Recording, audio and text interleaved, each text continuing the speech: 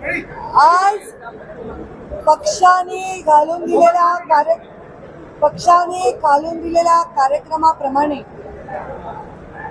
वडगाव शहरी मतदारसंघामधली पक्षाची बैठक घेण्यासाठी मी इथे आलेली आहे. 150 सुमारे कार्यकर्ते पदाधिकारी यांच्याशी मुक्त असा संवाद झाला. खूप छान चर्चा झाली. माझ्या समवेत पूर्ण पक्षाचे पदाधिकारी, सर्व नगरसेवक नगरसेविका आणि आमचे पुणे शहर जिल्ह्याचे अध्यक्ष धीरजी गाटे आणि माजी आमदार आणि पूर्वी अध्यक्ष राहिलेले जगदीशजी मुळी हे आणि सर्व टीम इथे होती.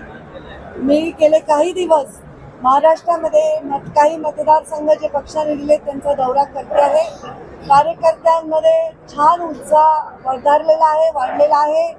खूप चांगली योजना लाडकी बहीण या योजना जी आहे त्याची चर्चा खूप चांगली आहे आणि एकदम सकारात्मक असं वातावरण होत आहे. महायुती म्हणून जिथे आम्ही महायुती म्हणून प्रत्येक ठिकाणी आमची टीम फार सक्षमपणे काम करेल अशा प्रकारची व्यवस्था आम्ही निर्माण करत आहोत. मला आजच्या बैठकीमध्ये लोकांशी संवाद साधून कार्यकर्त्यांशी संवाद साधून खूप सकारात्मक आणि समाधानकारक असं वातावरण वाटत आहे. महायुतीसाठी समाधानकारक वातावरण निर्माण करत आहे असं म्हटलं, पण तुम्ही इथं आल्यावरती सुरुवातीला भाजपच्या वडगाव शहरीच्या अध्यक्षांनी पत्र दिलंय तुम्हाला आणि थेट सांगितलं, त्यांनी डिक्लेअर केलंय की महायुतीतला जो दुसरा उमेदवार येईल किंवा राष्ट्रवादीचा उमेदवार येईल त्याचं काम आम्ही करणार नाही. तुम्हाला हा फीडबॅक कुठं मिळाला? असा फीडबॅक नसतो. हा कार्यकर्त्याच्या मनातला एक भाव असतो. प्रत्येक मतदारसंघात महायुतीतील घटक जे आमचे पक्ष आहेत त्यांचे नेते सुद्धा जेव्हा आमचा जिथे सिटिंग आमदार आहे त्यांचे तिथले कार्यकर्ते सांगतात की आपल्याला सीट घ्या. हे नैसर्गिक आहे. प्रत्येक पक्षाच्या कार्यकर्त्याला वाटतं की आमच्या पक्षालाही जागा मिळावी. हे नैसर्गिक आहे. हे निर्णय जे आहेत हे त्या पक्षातील सर्व महत्वाचे वरिष्ठ नेते, कोर कमिटी आणि दिल्लीमधले नेते बसून ठरवणार. त्यामुळे कार्यकर्त्यांची भावना ही व्यक्त करण्यामध्ये काही गैर नाही. भाजपाचा कार्यकर्ता अत्यंत शिस्तबद्ध कार्यकर्ता आहे. पक्षाचा आदेश अंतिम मानून कामाला लागेल. नक्कीच वडगाव शहरीमध्ये आमची चांगली शक्ती आहे. चांगलं काम उभं राहिलेलं आहे. कार्यकर्त्यांना असं वाटणं हे निसर्गत आहे, पण याचा निर्णय सर्वस्वी प्रमुख पक्षातील नेते आणि कोर कमिटी. काही फॉर्म्युला जर ठरलेला आहे की स्टँडिंग आमदारांकडे जागा असणार आहे, राष्ट्रवादीकडे जागा आहे, मग तुम्हाला पाठवून आजच्या बैठकीचं औचित्य काय होतं? आज जर आपण पाहिलं तर पूर्ण राज्यामध्ये प्रत्येक पक्ष महायुतीतील दौरा करतो. आदरणीय अजितदादा पवार दौरा करतात, ते अशाही ठिकाणी जाऊन दौरा करतात जिथे त्यांचं सिटी आमदार, किंवा आदरणीय मुख्यमंत्री एकनाथ शिंदे साहेब दौरा करतात, ते तर मुख्यमंत्री आहेत, पण संघटना म्हणून संघटनेला भेटावं लागेल ना. आम्ही इथे निवडणूक आधी लढलेलो, संघटनेला तर भेटावंच लागेल. ही संघटना ऊर्जावान करणं, कामाला लावणं हे मुख्य ध्येय आहे. जागा वाटपाचा निर्णय वरती होतो. सोबत घेतल्याबद्दल भाजपच्या कार्यकर्त्यांच्या मनामध्ये दिसून आलेली लोकसभेमध्ये जी नाराजी होती ती विधानसभेमध्ये देखील अनेक बैठकांमधून व्यक्त होते. मग पुण्यामध्ये असू देत किंवा बारामतीमध्ये असू देत, यावरती अजूनपर्यंत एक समाधान होईल कार्यकर्त्यांचा असा तोडगा निघालेला नाही. पक्षाची काय भूमिका असणार आहे? 100% समाधान होणार आहे. 100% महायुती म्हणून आम्ही ताकदीने लढणार आहोत. आणि कोणत्याही नव्या युती जेव्हा होत असतात तेव्हा आमच्या समोर महाविकास आघाडी, ती पण एक अनोखीच आघाडी आहे, त्यांच्याही कार्यकर्त्यांमध्ये असाच भाव असणार आहे. त्याच्यामुळे असं काही फार नैसर्गिक वातावरण नाराजीचं असं अजिबात आता नाही.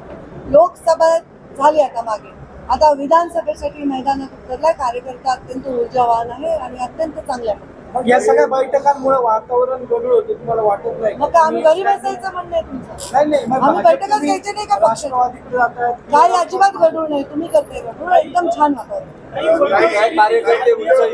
तुम्ही इथं आलात, पण इथं स्थानिक नगरसेवक आणि स्थानिक जे नेते त्यांच्यामध्ये एकमत दिसत नाही. तुम्ही म्हणले 12 नगरसेवक, किमान 6 पेक्षा जास्त इथे उपस्थित नाही. बापू पठारे इथे मोठे नेते ते देखील या बैठकीला उपस्थित आहेत. म्हणजे काय आहे, लढणारे नाही ताकद तुम्ही काय जे उपस्थित नाही किंवा जे उपस्थित आहेत त्यांच्याविषयी काही शेवटची बैठक नाही. अनेक बैठका होतील, छोट्या बैठका होतील. त्यामुळे या सगळ्या विषय सोडवण्यासाठी तर आम्ही इथे आहोत. त्यामुळे उपस्थित नसणाऱ्यांची काही नैसर्गिक कारण आहेत, काही लोकांची अडचणी असतील त्याच्याविषयी आमचं काही कारण आक्षेप असण्याचं किंवा अस्वस्थ होण्याचं कारण नाही. नाही पण काही लोकांचे बॅनर देखील दिसतात त्याच्यावर भाजपचे चिन्ह बी दिसत नाही आता त्याच्यावरून तुमच्या मोठा लिस्ट आहे. त्याच्यावर चिन्ह देखील दिसत नाही तुम्ही जेवढा त्याचा अभ्यास केला मी केला नाही मी बघते. आणि feedback म्हणून तुम्ही वडगाव शहरी मतदारसंघ वडगाव शहरी मतदारसंघ आणि आपले बरेचसे भाजपचे जे नेते आहेत ते शरद पवार गटाकडे झाले ते इच्छुक आहेत जे भाजपमध्ये आहे त्यांची नाराजी आहे का त्यांना तिकीट मिळत नाही म्हणून चालले. हे पहा, ज्या ठिकाणी निवडणूक लढणार आहे तिथे 10 लोक इच्छुक असतात त्यातले सगळ्याच पक्षाकडून सगळ्याच पक्षाकडे येणार आहेत. काय इथे अख्खे पक्षच आलेत ना, त्यामुळे असं तर राजकारण होणारच आहे.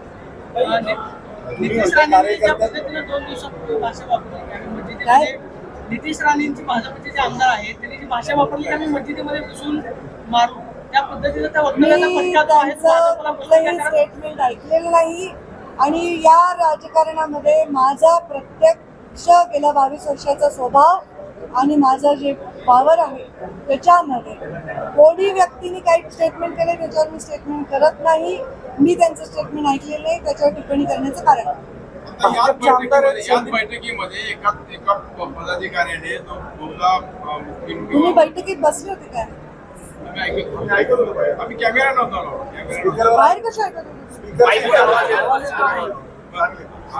आम्ही कॅमेरा लावला नव्हता. त्या कार्यकर्त्यांच्या ज्या भावना आहेत म्हणजे त्या मुस्लिम कार्यकर्त्याची भावना त्या सगळ्या सकारात्मक होत्या. त्यांनी राणेंच्या वक्तव्यावर टीका केली ना, असं बोलायला नको त्यांनी म्हणलं. मी ते ऐकलेलं नाही त्याच्यावर.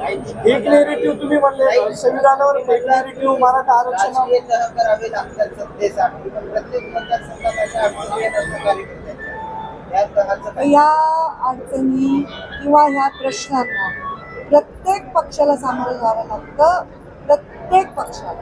त्यामुळे या विषयांना काहीतरी सनसनीखेज होईल असं अजिबात नाही. हा राजकारणाचा मूळ स्वभाव आहे. मुख्य ध्येय आमचं जे आहे ते मुख्य ध्येय महाराष्ट्राच्या हितासाठी परत एकदा नरेंद्र मोदींच्या नेतृत्वाखाली महाराष्ट्रामध्ये सुद्धा आमचं महायुतीचं सरकार स्थापन करण्यात आहे. याच्याबद्दल आम्ही